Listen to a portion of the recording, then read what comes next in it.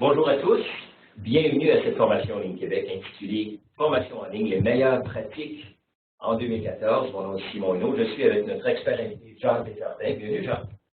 Alors on va passer 1 heure ensemble, on est plus d'une centaine sur la ligne.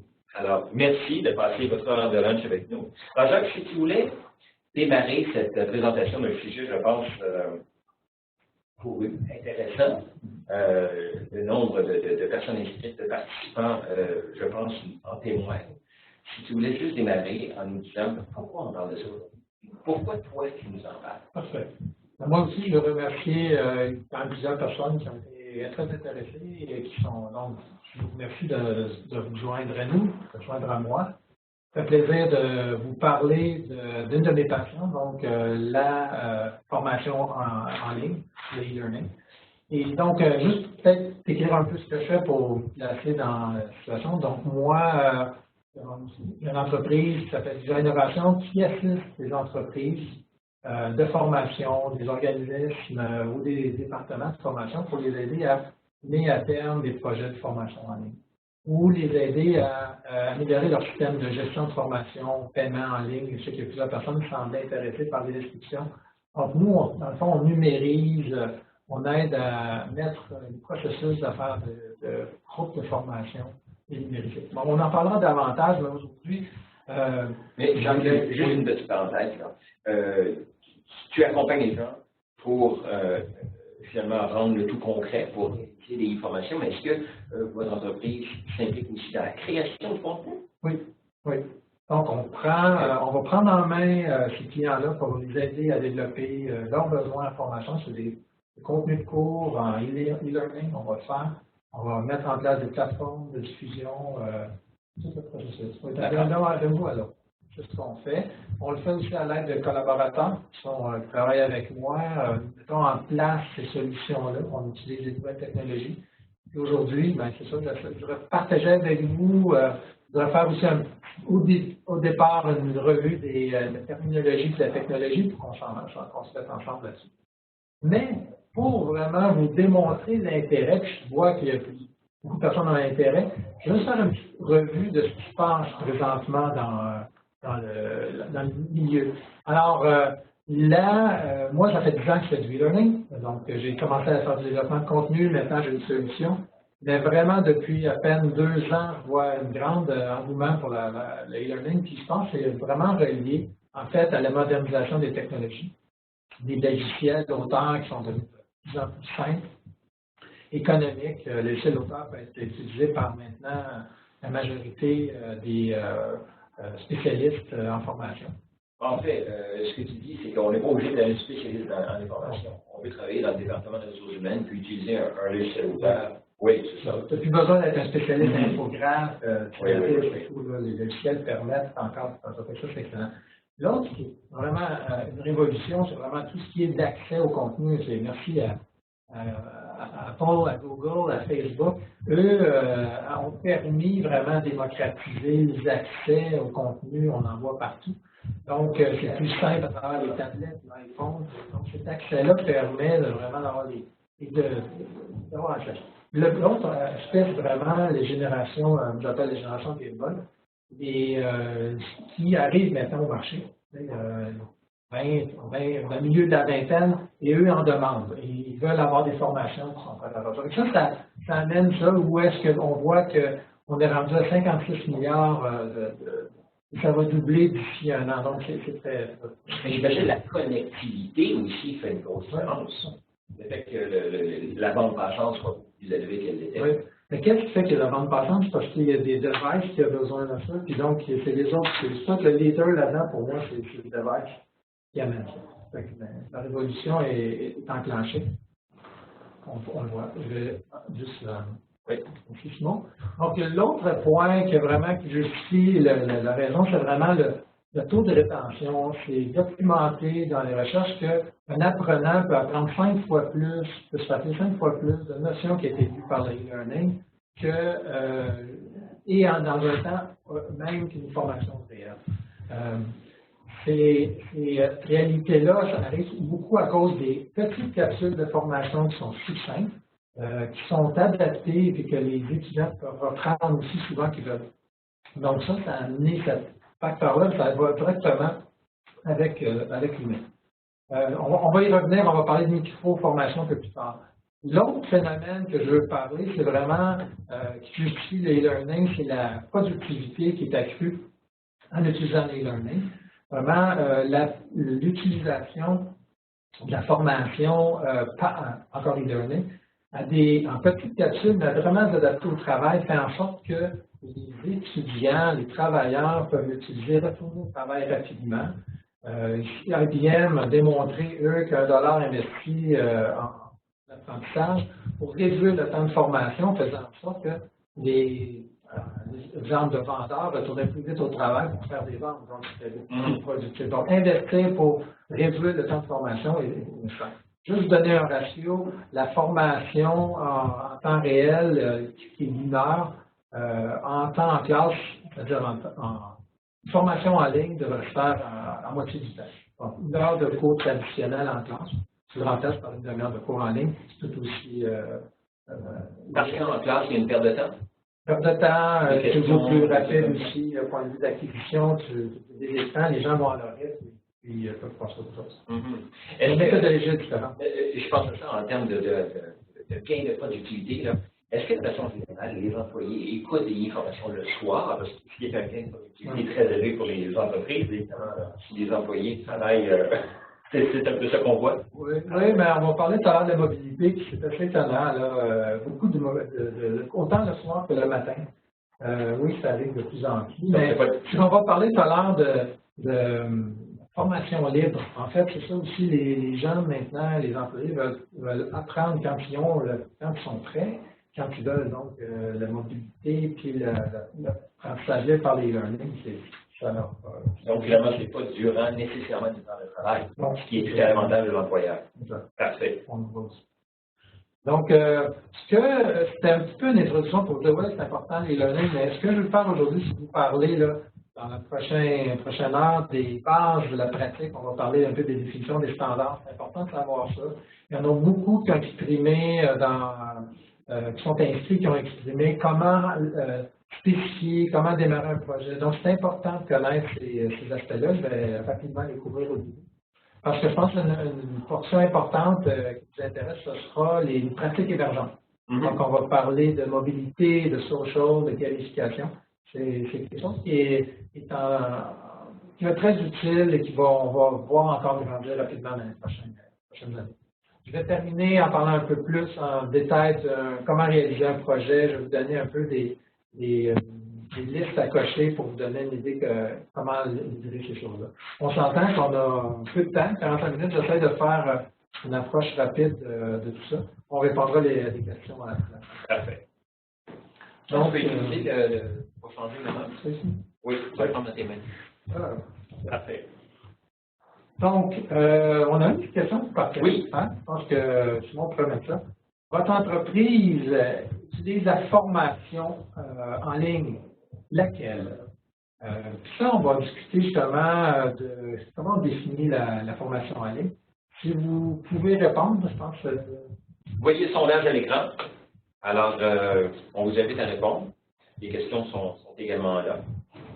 Alors, comme on disait, par contre, en attendant que les gens se connectent, c'est assez surprenant de voir qu'une grande proportion des participants ont démarré les projets, ont déjà des formations offertes, probablement leurs employés. C'est surtout ça qu'on voit. C'est plus les employés que, par exemple, des gens à l'externe, des agents manufacturiers, des distributeurs. C'est surtout pour le moment des employés que les gens cherchent à former. C'est bon. Je pense que tu parles pour l'e-learning, l'éducation générale. Il y a un mix des deux. Je pense qu'on se rend compte qu'à l'interne, dans les entreprises, ils vont utiliser ces choses-là, mais l'utilisation pour une clientèle externe qui font de la formation continue devient un intérêt important aussi. Donc, ce que tu vois dans ta clientèle, c'est tant les employés que l'externe. Pour les entreprises, pas pour des organismes académiques. Oui. On ne couvre pas aujourd'hui, puis ce n'est pas notre sujet côté vraiment académique, les cégeps et l'université, mais ils l'utilisent aussi beaucoup. On ne parlera pas aujourd'hui nécessairement des books, mais c'est un sujet très populaire à l'université, d'être capable, avec certains professeurs, faire des grandes présentations de masse, de l'information, tout ça, plus présentement à l'Université en Caroline. Alors, on va terminer le sondage dans 2 secondes. 1, 2, c'est beau. Alors, merci d'avoir participé. Les résultats, on réalise que A, 23% des gens, C, 20% des gens. Alors, M. Desjardins, avez-vous des commentaires? Êtes-vous surpris des résultats? Finalement, votre entreprise utilise la formation en ligne telle que une classe virtuelle, webcam, Internet avec un formateur live. Donc, on parle, j'imagine, de un peu comme on fait présentement. Juste pour montrer, sinon, c'était pas la question qui a été proposée à nos... La question de vous démarrer un projet, vous suivez un processus, c'est ça comme ça. Donc, c'est pas tout à fait ce qu'on demandait. On pourra... on va regarder ça. On va utiliser... On n'a pas le choix. Oui. Donc, on voit que c'est quand même assez...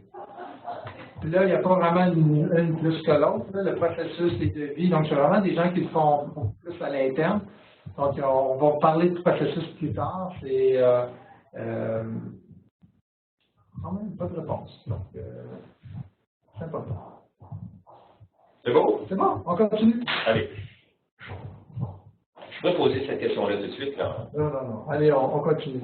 Donc, formation en ligne. C'est quoi la formation en ligne? Plusieurs personnes vont dire, on désigne l'ensemble des solutions et moyens permettant l'apprentissage par des moyens électroniques. Écoutez, moi, j'ai fait 2 petites notes en bas qui sont importantes. On s'en doute, formation en ligne, c'est par Internet ou l'électronique. On parle de formation à distance. Il ne faut pas mélanger. La formation à distance par correspondance, on ne parle pas de moyens électroniques. Donc, je vais juste faire cette distinction-là. Mais aujourd'hui, on va parler aussi des conditions essentielles. Les moyens électroniques, il y en a des autres, là, tu peux parler au téléphone, tu peux faire du chat. Moi, ce que je pense qui est important, on va vraiment mettre une condition essentielle d'avoir des capacités de faire le suivi et des acquis, des compétences. Okay? Si on veut, dans l'entreprise, être capable de faire la formation et d'avoir des résultats, être capable de faire le suivi sur nos employés. Donc, finalement, d'évaluer qui a suivi, d'évaluer les résultats. Donc, moi, j'ai appelé ça une formation en ligne à partir du moment vraiment c'est une formation qu'on est capable de faire le suivi. D'accord. Les 2 modes de formation, moi, souvent, donc, j'ai plusieurs clients qui viennent me voir, ils disent, moi, j'ai une formation en ligne. Et tu parles de quoi de formation en ligne? Donc, vraiment, quand si vous avez à définir des projets, il faut vraiment regarder, savoir. Ah, parce que j'ai pas Oui. Donc, on va parler de formation asynchrone, donc formation par Internet en temps différé. C'est un des modèles. En bas, on voit un peu les pour et les contre. L'asynchrone, c'est vraiment de dire, vous avez une capsule de cours, vous allez la faire quand vous voulez. Okay? Donc, l'étudiant le fait au moment. C'est utile vraiment pour des contenus génériques qui peuvent être adressables à une grande quantité parce qu'une des limitations, ce sont les coûts de création et le temps que ça prend pour faire une capsule. On parle d'à peu près un investissement en moyenne pour 1 heure de cours e-learning, de faire un contenu, c'est à peu près 20 000 $ en mode externe. Donc, on parle d'à peu près 200 heures, 250 heures. C'est plus ou moins variable si ça va juste en vidéo ou si ça va vraiment en mode jeu interactif, ça va être plus grand. Donc, c'est un investissement important. Tu vas le faire si tu as vraiment une grande audience et que ce contenu-là, tu es capable de le réutiliser souvent. Je parlais tout à l'heure de processus d'affaires, de santé-sécurité, formation, on fait des formations du vol à l'étalage. On peut le répéter souvent dans les entreprises, ça vaut la peine d'investir à ce moment-là. Donc, le bénéfice qui est là, c'est qu'une fois qu'on a fait une bonne formation, c'est automatisé, le processus de distribution, d'inscription, c'est automatisé, c'est très simple, c'est très intéressant. La limitation, je l'ai dit, les coûts, et c'est une durée de développement. Donc, ça place pour savoir comment l'utiliser. Les 20 000 $, là, c'est beaucoup d'argent pour la majorité des PME. Ça, c'est quand c'est complètement imparti. Oui. Une entreprise qui décide de faire une formation à l'interne peut s'en tirer pour quelques milliers de dollars. OK. Ben, on parle d'une formation, si on parle de 200 heures, à peu près. OK. Donc, plus ou moins 200 heures. Donc, c'est l'investissement. Donc, c'est l'investissement qu'à l'interne que va être fait aussi. Donc, s'ils font à l'interne, les coûts, on appelle total cost, le coût total d'acquisition de cette technologie-là. Je comprends. Il y a un coût pour le contenu, et on parle d'à peu près 200 ans. Ça se fait une formation. Ouais. Mm-hmm. Si on va aller en vidéo sans s'enregistrer, on peut peut-être passer de soit une centaine d'heures. Mais on n'aura pas le même rendu. De toute façon, on va parler tout à l'heure, c'est quoi les facteurs de réussite d'une formation. Très bien. Le prochain, qui est aussi très utilisé, il faut savoir, on dit on veut une formation synchrone, donc une formation en temps réel. Donc là, on va utiliser, comme on fait présentement, des outils en ligne de web. Là, on utilise WebEx. Il y a plusieurs outils. On peut même utiliser Skype. Si on fait une formation, Skype est utile jusqu'à 10 personnes, j'en dirais. Ça fonctionne bien. Sinon, il y a des outils gratuits aussi pour plus simple que ça. Donc, ces outils-là, le grand avantage, c'est que c'est une formation flexible et aussi on est en contact avec les clients. Comme nous, on peut faire pour poser des questions, on pourrait être aussi complètement en voice over IP, contacter les personnes, ils peuvent poser des questions. Ça devient, tu gardes ton contact. Donc, ça demande comme assez économique. Et puis, c'est une possibilité d'enregistrement, exactement comme on fait ici, nous, et de faire une redistribution. Donc, c'est très bien. La limitation, je pense que ça prend une certaine formation formation au formateur, à l'utilisateur. Ça prend un formateur disponible, donc il y a un coût à ça. Et l'autre chose, c'est un accès des apprenants, et on a discuté aussi un peu tout à l'heure. Il peut y avoir des difficultés d'accès. Certains apprenants n'ont pas un lien Internet assez haute vitesse, donc on parle de problèmes. Mais c'est plutôt rare aujourd'hui, n'est-ce pas? C'est plus rare, mais ça arrive. C'est pour ça qu'il faut trouver un fournisseur qui va avoir un bon support avec un bon outil qui va un système WebEx avec une grande bande passante. D'accord. OK? On va falloir avancer un peu plus vite. Oui. Ah. Voilà. Donc, on a parlé des modes, mais ce qui est aussi important, il faut comprendre quand on fait la formation, il y a deux composantes. Donc, souvent, on me dit, oui, mais j'ai besoin d'un contenu de cours. C'est beau, le contenu de cours. Ça va se faire sous forme présentation, ça peut être en forme interactif et tout, ou vidéo. Donc, on va faire ce contenu-là, mais sachez aussi qu'il faut avoir une plateforme, donc absolument pour faire la diffusion, la gestion des inscriptions. Donc, il y a toujours deux composantes d'un projet et il ne faut pas sous-estimer ces deux-là. On va passer au suivant. Et aussi très, très important, les standards. Quand vous mettez en place un nouveau projet en ligne, vous devez, si vous voulez protéger vos acquis, votre investissement, qui, je l'ai parlé tout à l'heure, peut être important en création de contenu, vous devez vous assurer que votre contenu, que vos outils, que votre logiciel respectent des standards. Okay? Donc, plusieurs peut-être connaissent le SCORM, mais c'est le SCORM qui permet des objets structurés qui permettent de faire l'interopérabilité, donc d'être capable entre le cours et la plateforme, de pouvoir communiquer des données sur le suivi de formation. C'est essentiel pour avoir aussi un accès à cette formation-là pour tous les étudiants. Donc, on va spécifier qu'un contenu et que sa plateforme va être SCORM.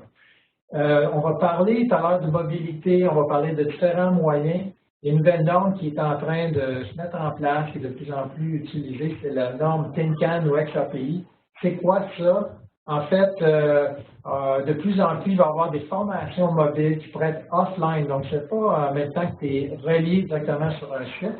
Et si tu veux conserver ton suivi, il faut avoir une structure et ce standard-là XAPI qui est maintenu dans tes outils. Et ça va vraiment permettre de faire un suivi même si tu es déconnecté. C'est très, très intéressant parce qu'on a parlé tout à l'heure qu'on va vers l'approche sociale plus ouverte. Comment on fait pour suivre? C'est le standard. On va parler aussi de WCAG. En fait, c'est un guide pour vraiment donner, être capable d'avoir des écrans, d'avoir les bonnes couleurs, les bons formats à l'écran de texte qui vont être disponibles autant par tous, mais aussi peut-être des gens en déficience visuelle. Donc, il y a des normes qui s'appliquent, qui peuvent devenir importants à considérer, qui sont disponibles pour tous. Logan ici mentionne l'Internet haute vitesse est en réalité disponible à 80% de la population au Québec. Alors, ça donne une bonne idée. Les gens qui ont accès, justement, qui peuvent utiliser des asynchrones comme ça. Oui. Le cours synchrone, si des fois tu as juste une personne capable de se connecter, c'est peut-être juste à cause de personne, tu peux perdre beaucoup de temps au début d'une réunion. Là. Oui. C'est ça que. Mais, ça simplifie. OK, les meilleures pratiques. Pour parler un peu de la formation en ligne, il faut vraiment, je vais vous donner quelques conseils pour la création. Oui. OK, je vais vous parler de cinq éléments principaux. Premièrement, parce que vous voulez avoir une formation, on a dit tout à l'heure, c'est quand même un investissement important. Si c'est externe, si vous le faites à l'interne 200 heures, comme j'ai dit tout à l'heure, vous voulez que ça soit efficace, qu'il y ait une bonne immersion de vos cours, que ça soit engageant pour vos étudiants. Donc, premièrement, il va falloir qu'on regarde la stratégie de formation dès le début. C'est quoi votre objectif de formation? C'est quoi vos objectifs, vos compétences que vous voulez développer et à qui ça s'adresse? Donc, est-ce que vos étudiants, vos employés ont une capacité d'utiliser facilement les technologies ou pas?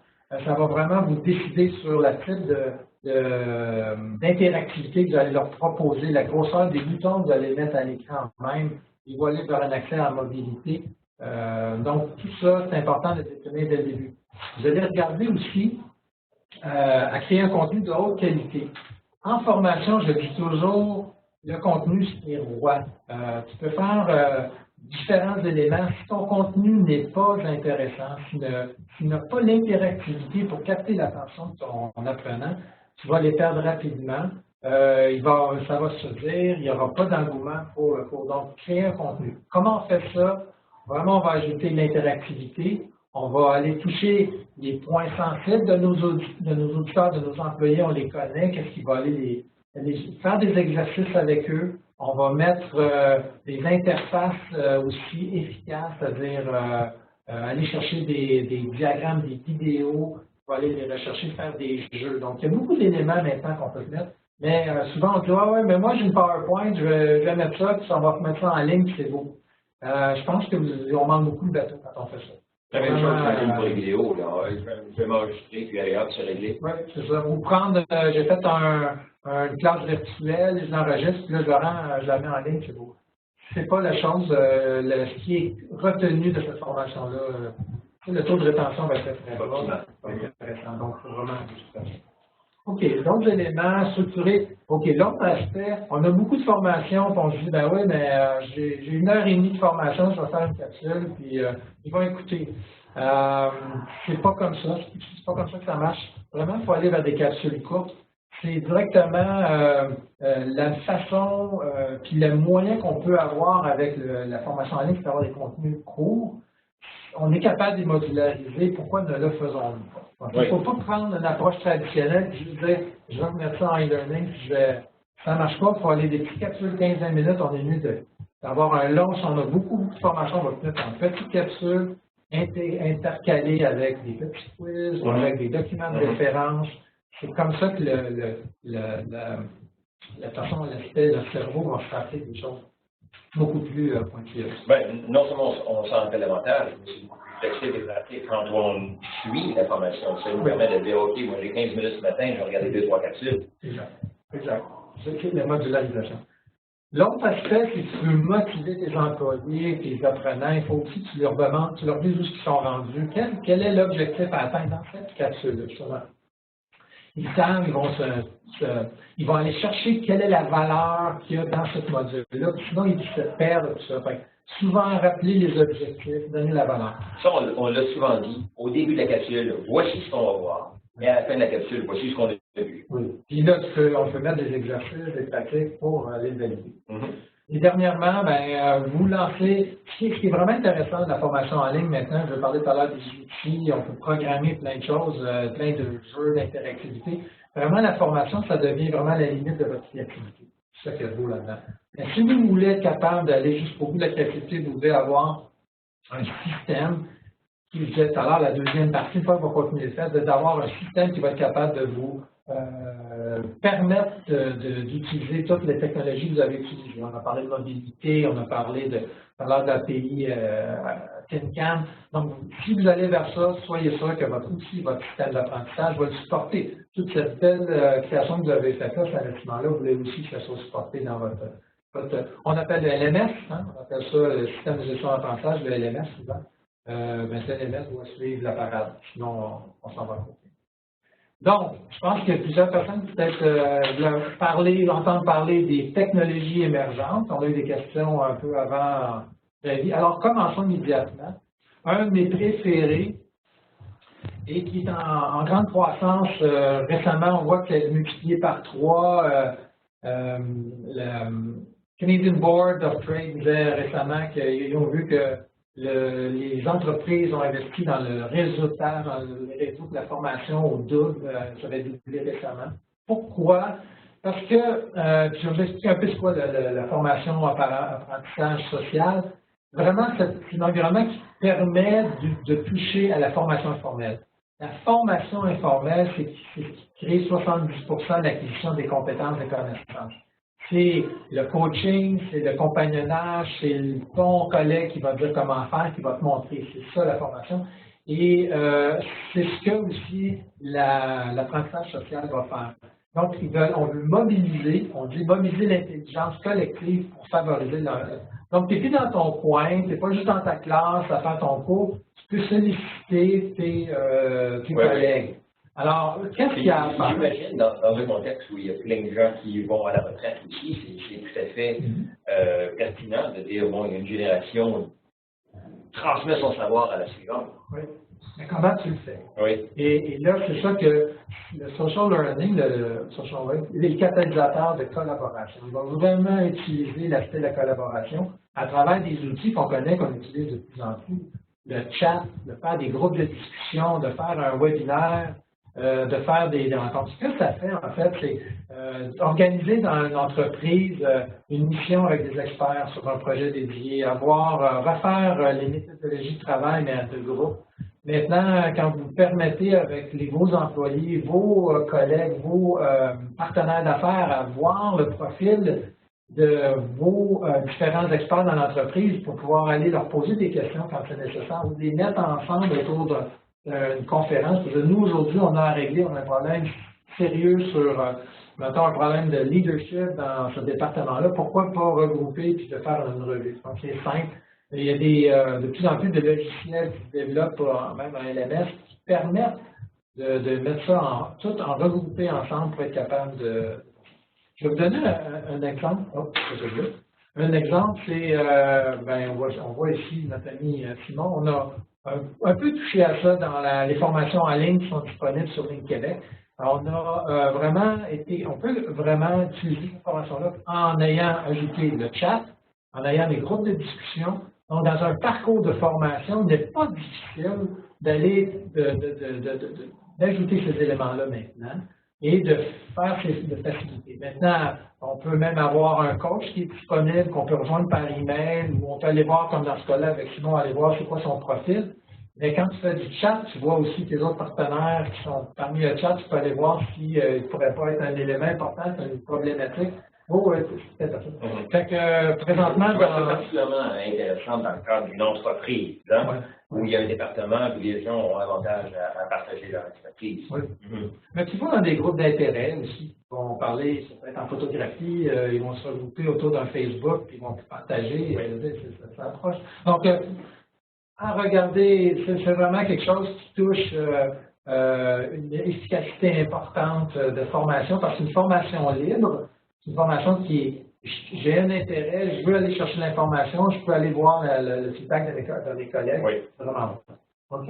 On a parlé tout à l'heure des questions sur le mobile. Vous voyez à l'écran quelques statistiques qui nous disaient, ouais, mais quand se fait on se rend compte que 52% de la formation va se faire au lever. Donc, au moment où tu te lèves, avant de partir de ta journée, tu peux aller faire des capsules sur ton iPad. Pour les employés. Pour les employés, oui.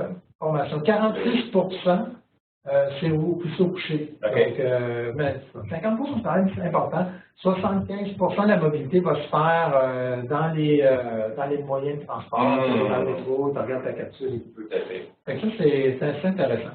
Donc, le mobile est un élément qui est en grande croissance, qui est très intéressant parce que ça permet de donner l'information au bon moment. L'exemple ici, c'est pour les environnements techniques. Tu es sur un environnement de travail, tu dois aller chercher une information sur une problématique que tu es en train d'installer. Tu peux aller directement aller chercher ta capsule, de faire ton information. YouTube, on en voit aussi des choses comme ça. Donc, l'apprentissage mobile est très intéressant. Et ça, c'est à planifier, j'imagine, dès la stratégie de départ. Est-ce qu'on va favoriser l'environnement social? Est-ce qu'on va favoriser la mobilité? Tout ça est à concevoir en fonction à qui on s'adresse.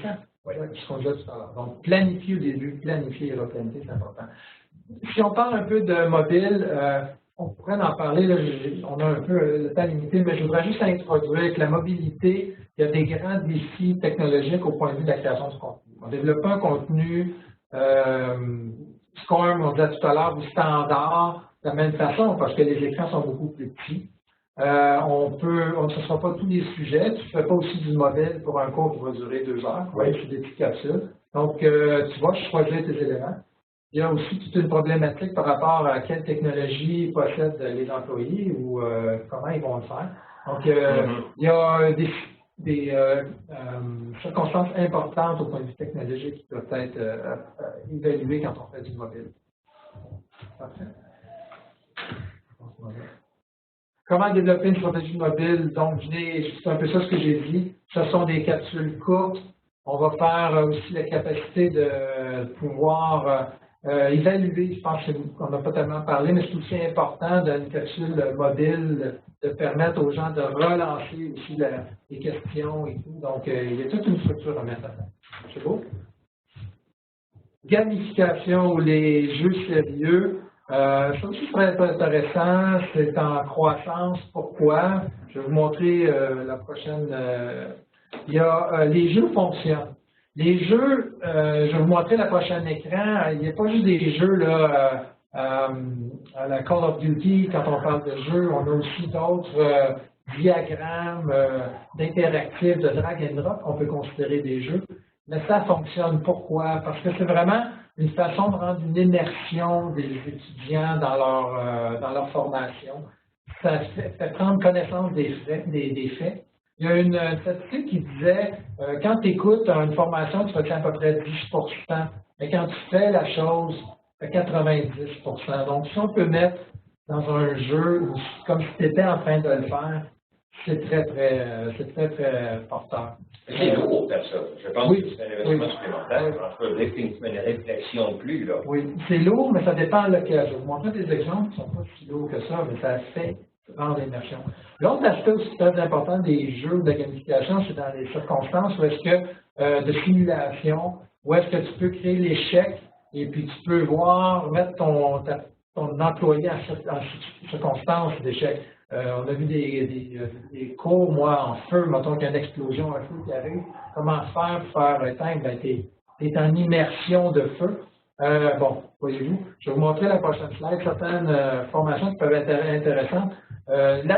En haut, c'est plus une association, mais tu es dans un environnement ici, c'est du câblage structuré, tu vas être capable d'installer puis de faire, de savoir où les pièces vont. Donc, c'est un peu un drag and drop, là, coller, bouger. Mais il faut que tu réfléchisses, tu prends ta pièce, tu la mets à la bonne place. Donc, vraiment, ça, c'est un jeu, c'est pas tellement dispendieux.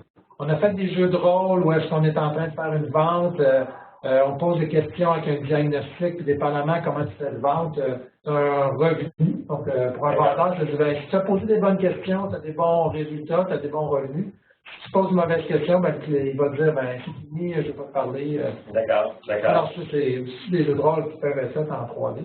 L'autre, en haut à droite, ben, on voit une simulation, c'est vraiment un cours plus en HCR, donc qui est plus de monter, vraiment simuler un échange, faire réanimation quelconque avec un appareil, ben, tu pratiques sur un événement virtuel avant pas l'autre. Donc ça, c'est des éléments. Fait que oui, ça peut coûter cher, mais ça peut bien rapporter de l'argent.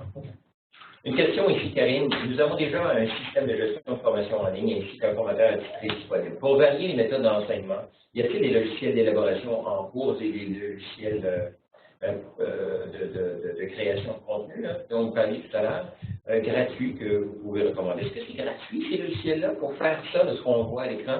Par exemple, du drag and drop et des exemples. Est-ce qu'il y a des trucs gratuits disponibles sur le web? Bonne question. Ça prend beaucoup plus d'habilité quand on doit, ça demande de la programmation. C'est pas stable. Mais il y a des logiciels, mais c'est pas, on prend des comme Captivate ou d'autres qui comme 500 $. On va être capable d'aller vers ces choses-là. Je ne pourrais pas dire que c'est vraiment des gratuits, c'est une autre chose, mais quelques centaines de dollars, il y a des logiciels d'auteur. Après ça, quand on va vers des simulateurs, ben là, c'est vraiment de la programmation directement pour ça. J'aurais besoin de plus. Oui.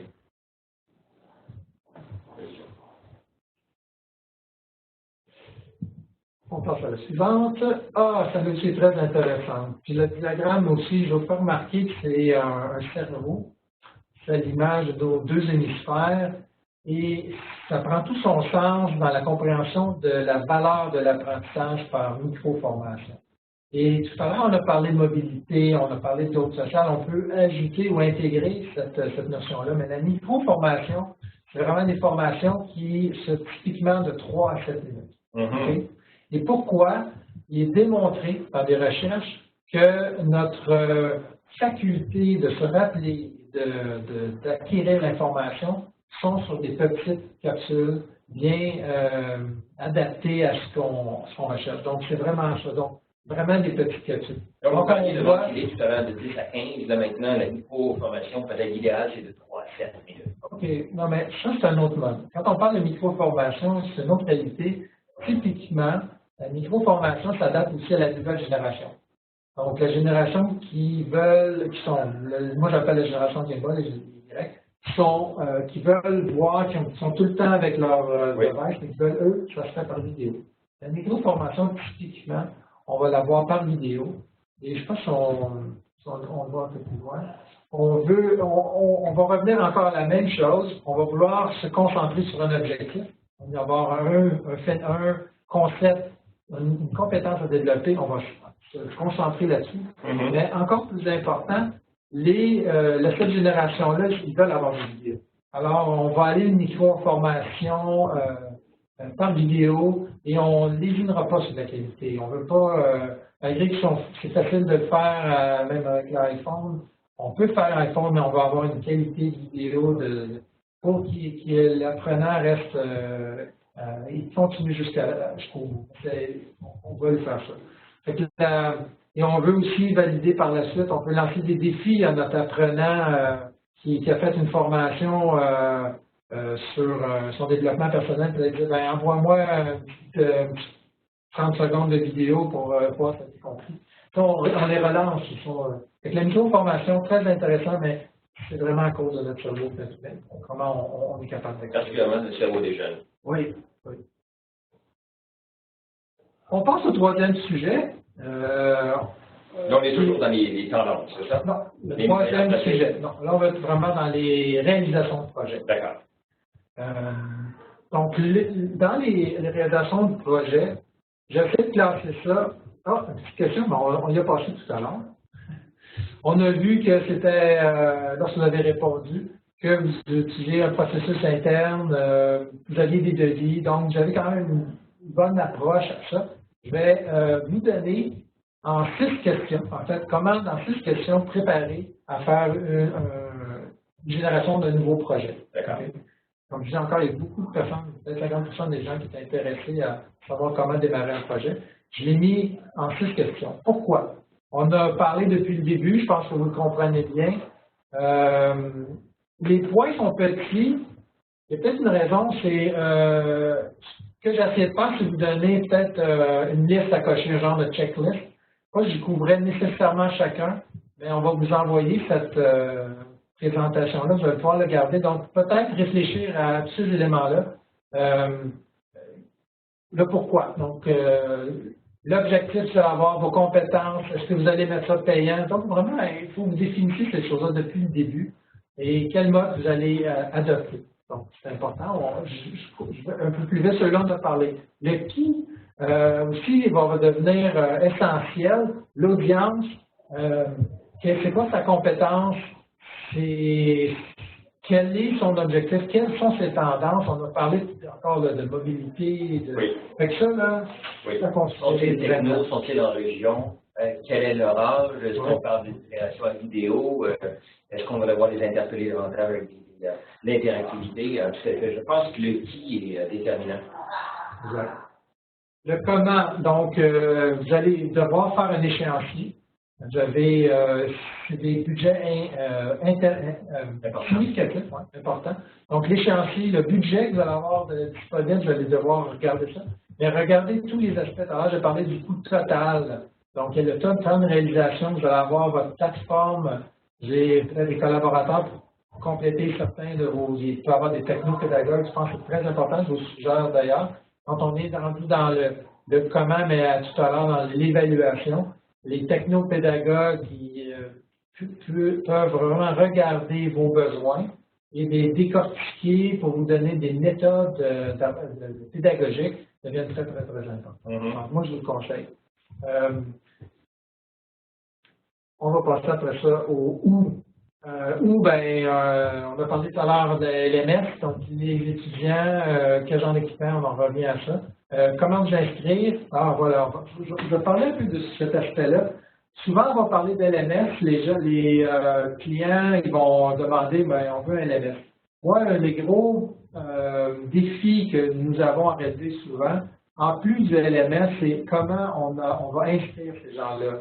Le LMS va faire une diffusion, c'est bien, mais la possibilité d'accéder à la formation, dépendamment de votre audience, si c'est à l'interne, il y a des prérogatives différentes que si vous êtes en mode de vente pour votre clientèle. Donc, regardez lorsque vous choisissez un LMS, les possibilités de faire des inscriptions et des modes. Et je vous dis, moi, à peu près tous les clients, ils ont eu des processus et des environnements personnalisés, car chacun de leurs processus d'inscription est différent. Donc, on parle, est-ce que c'est une inscription par registraire? Est-ce qu'on veut faire une auto-inscription? Est-ce qu'on veut que ce soit un partenaire externe qui veut faire l'inscription? Chacun de ces moyens-là, et ce ne sont pas tous les LMS qui vont vous donner ça. L'autre aspect aussi, c'est que vous faites de la formation en ligne, on en parle beaucoup, mais vous avez encore beaucoup de formations en classe. Voulez-vous avoir deux systèmes différents ou est-ce que vous voulez que votre système de gestion puisse aussi gérer vos formations en classe? Donc, si vous avez ces éléments-là, il faudrait les considérer. Okay? On passe au prochain. Plan stratégique et stratégie. Donc, allez-vous acheter, louer? Donc, ça aussi, là, vous avez pas mal mis en place, vous savez qu'est-ce que vous allez faire. Comment vous allez livrer tout ça? Donc, on connaît maintenant que le système cloud, d'info nuagique, beaucoup de logiciels sont disponibles. Moi, on les utilise beaucoup, je les recommande pour que vous avez votre propre expertise. Nous sommes et d'autres fournisseurs, des experts dans leur technologie. Donc, l'approche info-nuagique peut être très, très intéressante. Mais vous avez à décider, est-ce que je l'achète, je le loue, quels sont les standards que vous allez utiliser, vous allez devoir les mettre sur vos devis. Donc, à bien y penser, à bien évaluer quels sont vos besoins. Et quels sont les avantages versus avoir la technologie cloud et donc cloud? Est-ce que vous voulez en parler un peu? OK, c'est vraiment une question de, comme je disais tout à l'heure, c'est l'expertise. Si à l'intérieur, vous avez déjà cette expertise-là, vous avez déjà des serveurs, vous utilisez, c'est correct. Mais si vous avez à redévelopper cette expertise-là, dans un environnement technologique qu'on sait qui change beaucoup, vous êtes mieux de vous en remettre à des experts qui vont vous donner le service. Comme ça, je pense que de plus en plus, on s'en rend compte. Avoir la technologie du e-learning vous demande des spécialistes, si vous le faites à l'interne, de création de contenu. Vous allez avoir, si c'est la plateforme des administrateurs de système, vous avez à gérer l'application elle-même, à faire les sauvegardes. Il y a une foule de ressources que vous avez besoin, que vous pouvez obtenir à un peu de frais directement avec ça. Notamment en mode cloud. Oui. Oui. Interne ou externe? Bon, est-ce que vous décidez que vous voulez tout faire à l'interne? Je pense que c'est une décision importante. Est-ce que vous avez les ressources? Je vous parle tout à l'heure, technopédagogue, vous avez les scénaristes, les infographes, programmeurs si vous allez dans les jeux. On peut faire un mix, là, on se comprend, si vous pouvez adopter une technologie. Puis, ce qu'on disait tout à l'heure, les logiciels auteurs sont de plus en plus abordables, de plus en plus performants. Ou est-ce que vous avez une décision à faire? Est-ce que vous voulez continuer, créer le contenu de base et continuer à le maintenir à l'interne? Vous pouvez vous admettre, prendre des fournisseurs qui vont vous développer une portion, des infographies, donner les backgrounds, ce qui est peut-être plus compliqué que certains jeux, mais vous faites l'intégration du reste. Ça peut être très faisable. Donc, une combinaison d'interne et d'externe, oui. dépendamment des ressources que les entreprises ont. Avant de passer à la prochaine, je vais juste parler, ce qui est très, très important. Je voulais vous parler de la méthodologie. Vous le faites à l'interne ou à l'externe, vous devez avoir une méthodologie de travail. Ce sont des projets importants qui nécessitent des salaires. Les heures, c'est 200 heures, mais si vous êtes prêt à faire un projet de 3 heures de formation, vous allez à gérer les projets et vous avez besoin d'un gestionnaire de projet. Vous allez avoir des systèmes à mettre en place, avoir des schedules. Si vous ne voulez pas déborder de vos coûts, déborder de votre échéance, il faut vraiment que vous le fassiez. Donc, et surtout avoir un projet, genre, qui fonctionne à la fin. Oui. L'idée, c'est d'interpeller les employés, les agents, les vendeurs, peu importe. Puis là, tu peux arriver avec un produit qui est relativement bon, mais finalement, qui n'atteint pas le but. C'est ça. Exact. Mais tu investis énormément, puis on envoie, c'est la même chose que moi, je vois ça équivalent à développer un site web. Tu sais, on en voit tellement. Tu développes un site web, donc c'est l'infographie, c'est tout. Mais tu n'as pas bien défini au début ce que tu avais besoin. Tu essaies en cours de chemin rattraper les choses. Puis finalement, tu dépenses le double, puis tu n'es pas satisfait. Le parallèle est juste intéressant. Donc, c'est pour ça, donc, tu ne peux pas t'improviser à faire un cours e-learning ou un projet qui inclut aussi. Adressez-vous à des spécialistes, des consultants qui peuvent vous aider de la bonne façon. Parfait. Donc, le devis, ici, sans aller trop loin, si vous avez un devis à faire, ben, moi, je suggère que vous faites un devis même à l'interne. Si vous lancez un projet, c'est de faire un projet. Posez-vous ces questions-là, écrivez-vous un peu déjà. Si vous allez demander à un fournisseur de vous aider, ça peut pas être toutes les grandes catégories que vous allez avoir ou des questions à répondre, dans le fond. Utilisez un peu comme un checklist, c'est important. Ça va vous aider.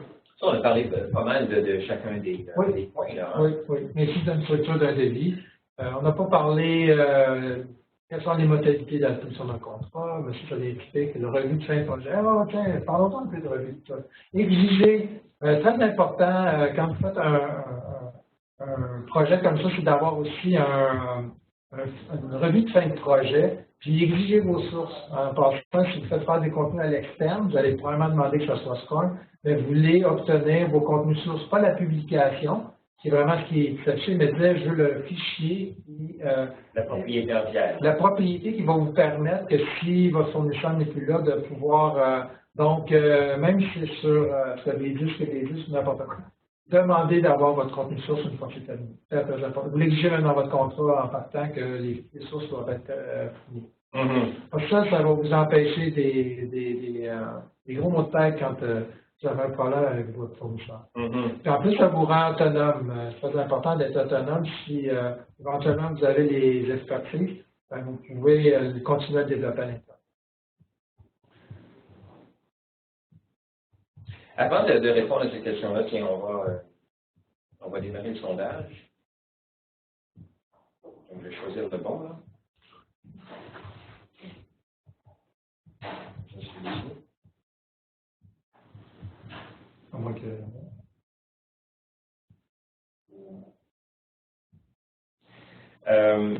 Rosaline nous pose une question. Oui, c'est celui-là.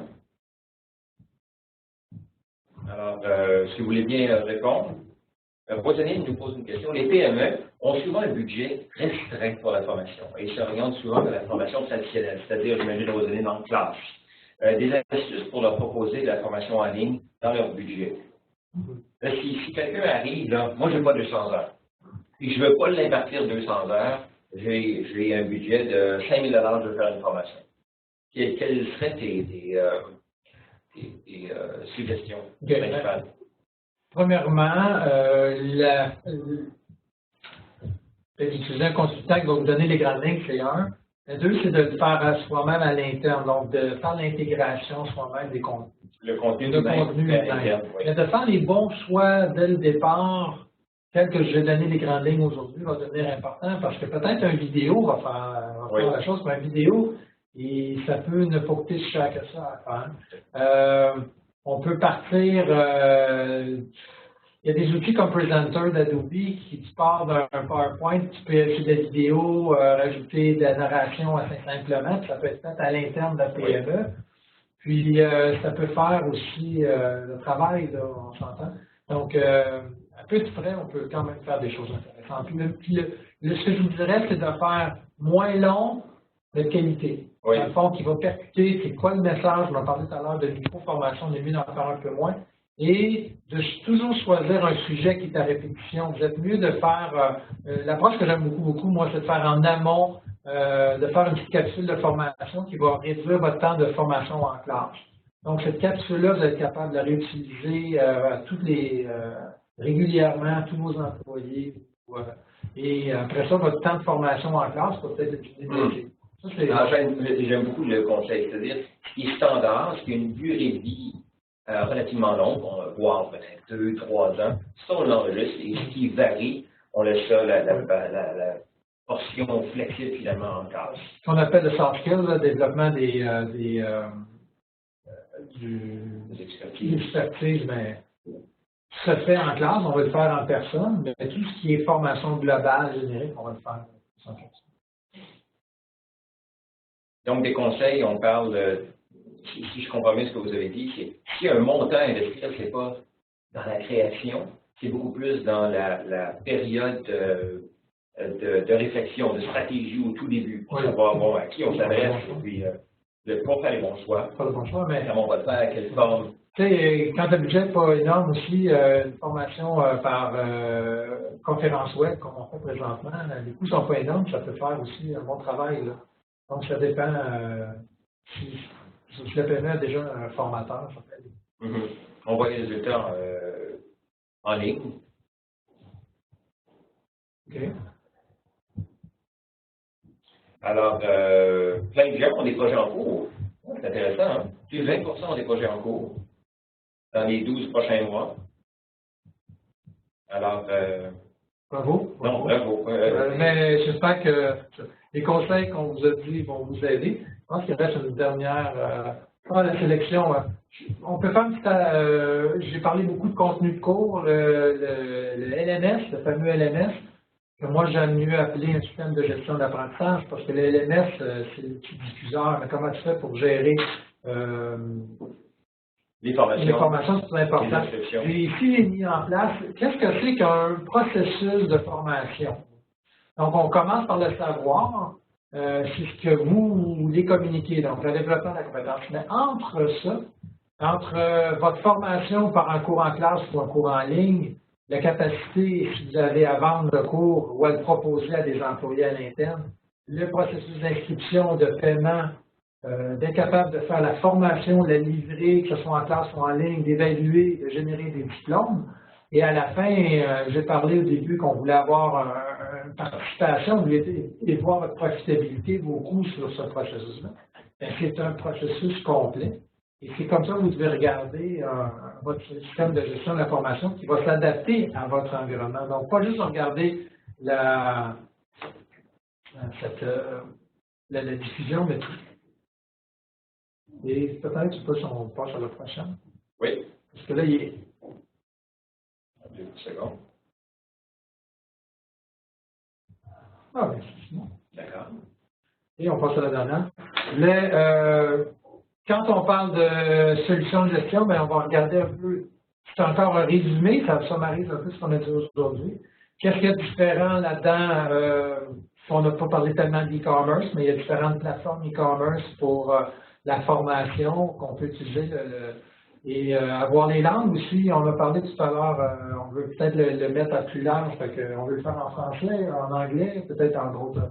Donc, finalement, les deux dernières pages qu'on a vues, ce sont toutes les options que doivent se poser, les questions que doivent se poser les gens quand ils ont des projets. Oui.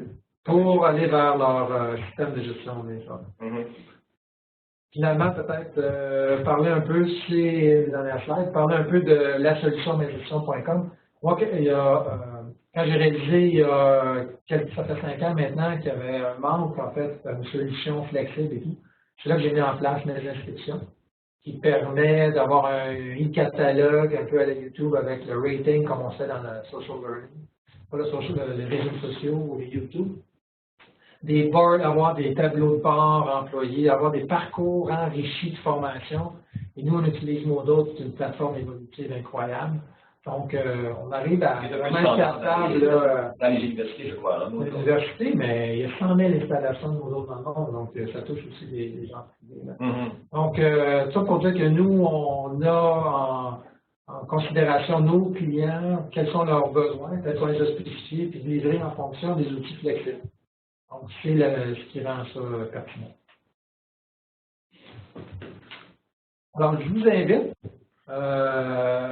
si vous avez des questions, si vous avez de l'intérêt ou on a à vous à prendre un petit rendez-vous avec moi dans 15 minutes, on va faire plaisir de vous répondre à vos questions.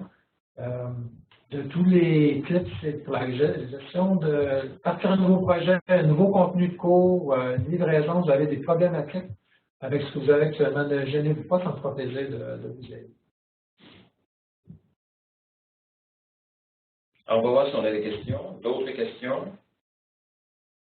C'est le temps, soit de discuter avec Jacques après pour un entretien, finalement, pour discuter de vos besoins tout à fait uniques au sein de votre entreprise ou poser des questions ici. Puis Jacques va se faire un plaisir d'y répondre. On a une question ici. Est-ce le même type de formation, la même approche pour former hard skills versus soft skills? Moi, je n'irais pas de la même façon. Le hard skill, qui est beaucoup plus un concept défini, je le mettrais sur une formation en ligne. Donc, je la mettrais dans une capsule de cours telle quelle. Le soft skills, tu veux être en relation avec ton client, ton employé. Et ça va se faire. Le développer en e-learning, ça peut devenir à travers des jeux, ça peut devenir un peu dispendieux, un développement, mais si tu utilisais à plusieurs entreprises, tu ne peux pas le faire. Donc là, moi, soft skills, je recommande d'utiliser des outils plus la webinaire ou même en classe réelle. Ce qui implique le soft skills, si je comprends bien, c'est l'interactivité est beaucoup plus utile. Le fait d'avoir des boîtes de chat et de pouvoir échanger avec d'autres collègues. Oui, tout le body, ce qu'on appelle le body language, devient important. Donc, c'est pour ça que le soft skills, tu veux voir la réaction des personnes, tu vas être. Et l'émotion, ça, c'est difficile à passer, mais juste sur le. Alors, François nous dit, quel outil auteur recommandez-vous? Je pense que Jacques, tu as parlé de quelques outils, là, Captivate ou. Ça, c'est une question difficile parce que ça va dépendre de quel genre de formation vous voulez faire. Chacun a un peu sa spécialité. On parle, moi j'utilise quand même Captivate, les outils d'Adobe. Oui. Storyline, c'est aussi un très bel outil. C'est dur à dire. Ça dépend de votre niveau d'expertise, où du coup vous voulez aller. Chacun va vous donner. Mais ces éléments-là, ne vous trompez pas, là, en Storyline, Captivate. Jennifer, content que la présentation vous ait plu. Alors, wow, merci pour cette belle présentation. C'est un plaisir. Y a-t-il d'autres questions? Alors, François, j'espère qu'on a répondu à votre question concernant les outils d'auteur. Effectivement, ce n'est pas évident, ça dépend des besoins de chacun. Je pense que tu l'as bien défini, Jacques. Cette réflexion en amont-là va déterminer tant le contenu, la plateforme, l'outil routeur, etc. Mais je pense que vous avez partagé des checklists pour faire réfléchir les gens.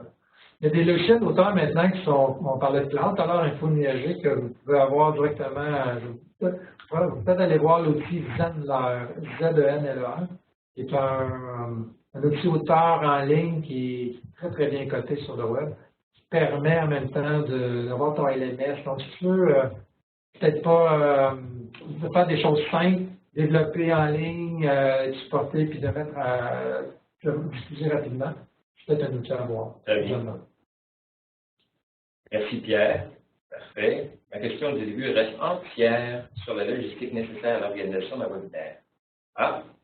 Alors Isabelle, on va s'en parler ou transmet un courriel à Jacques à ce sujet-là, l'organisation d'un webinaire. Je pense que... moi, ça me laisse sinon, parce qu'on fait beaucoup de webinaires. Non, mais ça revient un peu au même. C'est un peu ce qu'on disait, c'est à qui on s'adresse, quels sont les meilleurs outils, quels sont le contenu. Est-ce que les gens ont accès à une bande passante élevée? Est-ce que la vidéo est appropriée? Maintenant, quel outil utiliser?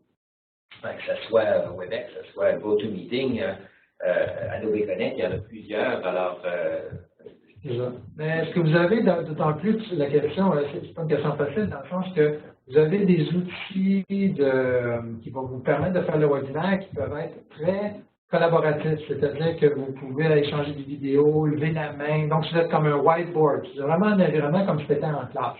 Alors ça, c'est des outils que si c'est ce niveau de formation que vous voulez entretenir, c'est votre objectif de formation, allez vers ces outils-là. Il y a d'autres outils qui sont beaucoup plus one to many. Donc, écoutez-moi, moi je vais vous dire qu'est-ce que c'est, puis je n'ai pas besoin de feedback. Là, nous, on utilise le chat, c'est très intéressant, mais ce n'est pas nécessaire. Donc, c'est encore, ça va dépendre de votre besoin, puis il y en a, si vous avez un versus 2-3 personnes, je l'ai dit tout à l'heure, tu peux vraiment bien utiliser un Skype avec partage d'écran. Ça serait très bien, on utilise ça régulièrement. Donc, c'est un peu tout ça. Et chacun a des prix différents. On peut avoir des solutions en webinaire gratuites. Donc, ça dépend. Jacques, vous mettez une voix sur quelque chose d'intéressant, c'est-à-dire l'interactivité. Est-ce qu'on veut voir les autres participants? Est-ce qu'on veut les entendre? Est-ce qu'on utilise un pont téléphonique? Est-ce qu'il y a une démonstration et puis chacun veut participer au whiteboard, à la présentation? Alors, tout ça fait en sorte, est-ce qu'on s'adresse one-to-many, tu le dis si bien, ou c'est beaucoup plus un travail d'interactivité?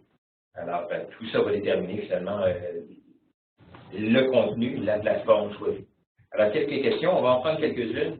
Est-ce que vous recommandez l'utilisation de vidéos via des services de type GoToMeeting, GoToWebinar, limite de bande passante? C'est difficile à dire. Bon, chacun a des limites, là, mais moi, j'ai vu des vidéos avec des GoToMeeting qui fonctionnaient très bien. Maintenant, est-ce que c'est GoToMeeting ou Webex, à vous de choisir. Je sais que GoToMeeting, il y a certaines choses qui ne sont pas traduites. Maintenant, si vous avez fait des employés, même si les titres ne sont pas traduits, si vous faites le secondaire, question de coût ici, là. Alors, est-ce que vous adressez à 25 personnes, 500 personnes comme c'est le cas ici, ou GoToMeeting permet d'aller jusqu'à 1000 personnes avec les frais correspondants? Alors, sur ce, il est déjà 1h10. Je pense et j'espère qu'on a bien répondu à vos questions. Comme mentionné précédemment, la présentation a été enregistrée.